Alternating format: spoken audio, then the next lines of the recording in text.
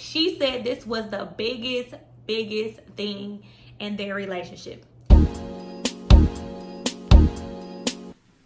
Hello, my name is Kina. I am the O Experience. Welcome back to my channel, which is geared towards everything relationships, dating, and loving yourself always. The title of this video, The Black Girl's Guide to Dating a White Man. Before we get into the information, I do want you to like this video. Please smash your subscribe buttons. And then, of course, I do want you to comment down below. You guys ready? All right, let's go. So you like, Kina, what is you talking about today, girl? I'm talking about we date a lot of different people. And my channel is about dating everyone. So I have been talking to one of my good friends, and we were having a conversation on just dating different races. And she's currently in a relationship with a white guy, and she is black, like she's super black. Like, she's not anyone that I would have ever thought that would date a white man, but she is blissfully happy. So I interviewed her the other day, more like had a conversation really about what were some things that she can offer as far as dating a white man. So the conversation was good, and we're gonna get into the key things in this video because I just want y'all to be able to date very well-rounded people, not just always in your race, but definitely being able to step outside of your race if that's what you're looking for. So yes, let's get into number one right now. And she said this was the biggest thing in their relationship, and that, people, is when you have a white boyfriend, do not use the N-bomb in front of him. And y'all know what the N-bomb is. And if you don't know what the N-bomb is, I want you to Google N-bomb. I hope nothing comes. I hope you know the word don't come up. But yeah, using slang, using, you know, the N-word in conversation with him, in conversation with your kids, just in general conversation with your friends. If you're in his company, don't use the word. And she was like, Kina, I use the word, so he think he can use the word. And I'm like, he think he can use the word? What you mean he think he can use the word? She's like, yeah, like, I'll be talking and I'll be da-da-da-da-da, and he'll just say it, and I'll be like, no, you can't say the word. And now I'm in a back and forth with him because he like, you can say the word, why I can't say the word. But we all know it's an unspoken rule, right? Like, just don't say the word. But she was like, Kina, I really kind of started it because I feel comfortable saying the word. So my advice is to never ever use the N-bomb in front of him, because he's going to ask a lot of questions on why it's okay for you to say it and not him. Moving on to number two, expect him to always kind of be a little bit uncomfortable. Like, she says that he's a little bit uncomfortable just all the time, right? Because she has children and her children are older. So he's like now the minority in the house. And she's like, he's kind of like, oh, you know, so, because they live with him and he just feels very uncomfortable. She was like, I don't know how to not make him feel uncomfortable, but he just kind of feels uncomfortable in a situation. So she was like, just tell people that he may just feel a little bit uncomfortable. Moving on to number three, they will try very hard to fit in. Fit in with your friends, your family, your kids, and you will constantly have side conversations about what he said trying to fit in. So she was like, yeah, like, I be having to pull him to the side, like, you cannot just, like, this is stuff that we talk about between us. You can't just go up to my homegirl and be like, yeah, well, I heard, you know, your hair and your weave and da-da-da-da-da. No, they're not going to receive that well. Like, you just need to stay in your lane. Talk normal. Don't try so hard to fit in. But yes, your white boyfriend will try to fit in with your friends and family. So you may need to have some side conversations that are uncomfortable about things he should be saying versus things he should not be saying. Moving on to number 4. She told me she wants to just be herself.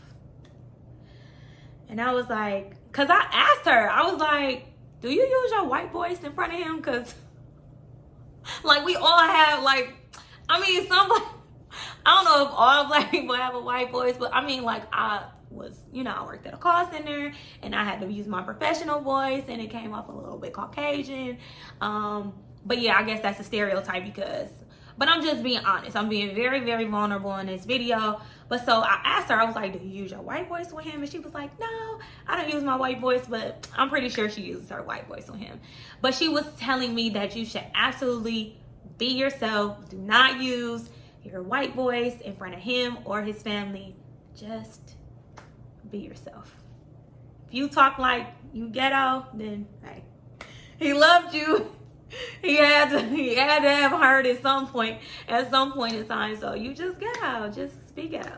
So they asked multiple questions about your hair, why you don't wash it every day, and why it can't get wet.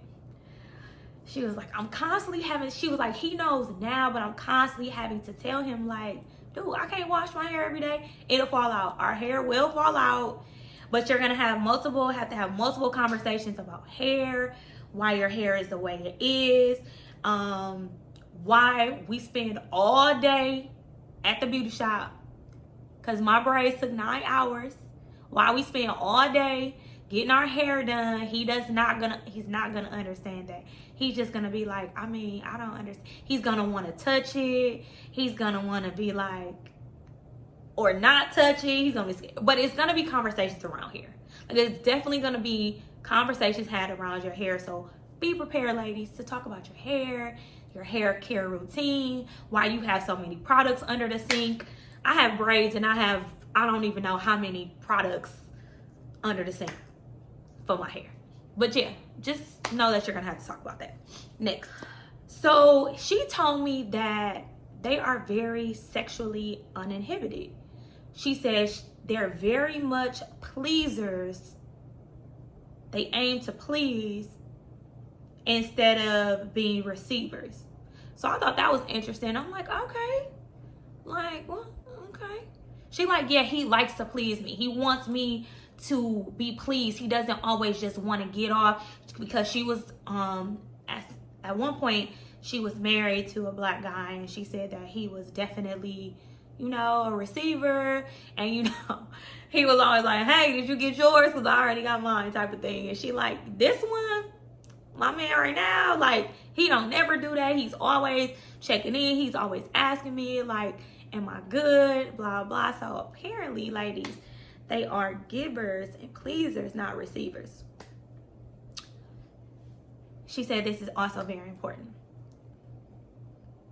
Please allow him to understand, to not be able to understand the black experience. He couldn't understand. He just can't understand. But I get it, and I'm gonna clarify it. We want people to understand us in general, just as a black culture. But that's like getting, like trying to get a man to understand a woman and what she goes through physically, mentally, hormonally. I can't get a man to be able to relate to me because I'm a woman. He doesn't understand that experience. It's the same as black and white. He can't understand a black experience because he's never had a black experience. He's never gonna have a black experience, and he's never going to be able to relate. So allow him to not be able to just clearly relate to the black experience. But that's just in general. You just need to be sensitive to anybody that can't relate to, you know, the things we go through as a woman, the things we deal with socially. Just so you have to be patient that he just sometimes just won't be able to understand. Now, the last one is white men are usually credit rich. Black men are usually cash rich.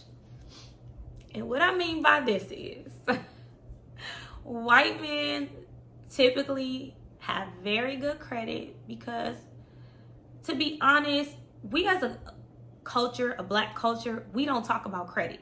We don't talk about credit until it's too late and our credit is already messed up. Like, we just don't talk about those things. Like, back in the day, when I turned 18, my credit was already trashed because my mama used my name on light bills and gas bills, never paid. Like, that's crazy, but whatever. But yeah, so we don't talk about credit as a culture. Whereas, as a culture, credit is explained early on, and how to utilize credit and how to leverage credit. So typically a lot of white men, this is a blanket statement.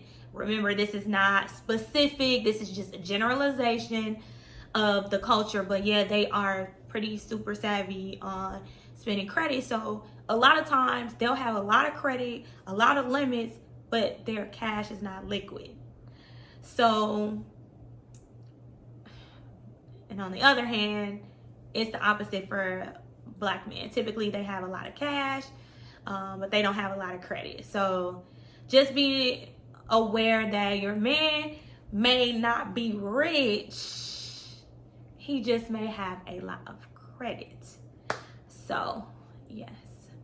That is the black girl's guide to dating a white man. I know there are going to be comments, so drop those below. If you are in an interracial relationship, let me know what's working, what's not working. Did I hit on some things that you guys wanted to hear? Has this been helpful for you? Please let me know in the comments below. Make sure to subscribe, make sure to like and share, and then of course I do want you to follow me on Instagram. So my Instagram tag is up top. But yes, I hope this video was very educational for you. But yeah, until next time, I will see you guys later. You guys take care. I love you. Goodbye.